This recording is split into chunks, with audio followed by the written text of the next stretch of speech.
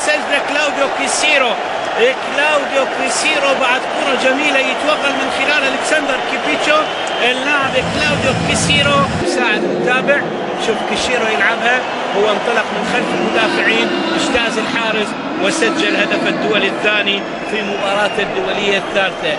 لاعبي الدنمارك يشيرون الى وجود حالة تسلل. رات من جديد، رات يهيئ الكرة الى كيسيرو. كيسيرو جول! الله الله الله الله الله الله الله الله، كرة ولا أجمل ولا أبدع ولا أروع من خارج منطقة الجزاء. كيسيرو يضيف الهدف الثاني بالدقيقة 59 من عمر المباراة، ويسجل الهدف الدولي الثالث في ثالث مباراة دولية إلى هذا اللاعب اللي يبلغ من العمر 27 عام. لعب لستيوا بوخارست، لعب لباستيا، لعب لإنجر،